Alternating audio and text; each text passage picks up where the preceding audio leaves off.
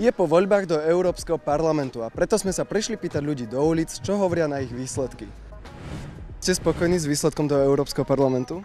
Tak som spokojný, ale viete, strašne ma tam prekvapilo to PSK. Fico áno, v poriadku. Však sa pozrite, čo to pravilo predtým tá vláda. Však si tuto pozrie sami second hand. Veci obnosené, no ale však čo my nemôžeme nosiť aj normálne veci? Neviem, kto vyhrá na Slovensku a myslím, že to je dobré. Tak ja akože určitým spôsobom by som povedala, že som celkom akože spokojná z toho hľadiska, že sa tam dostali aj tie strany, ktoré v normálnej vláde sú v opozícii. Ja som celkom spokojná, je to také rôznorodé. Som hlavne rada, že sú tam ženy.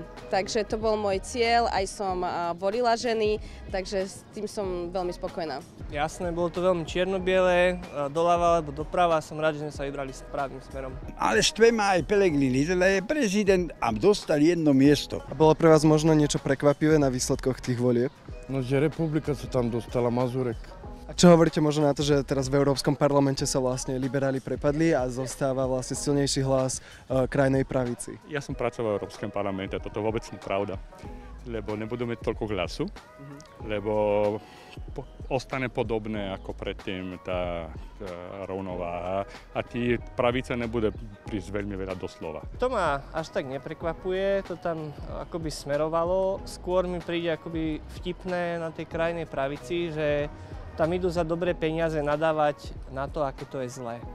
Slovensko posiela do Európskeho parlamentu 15 poslancov, ktorí nás tam budú reprezentovať. A tí sledujú aj naďalej Refresher News.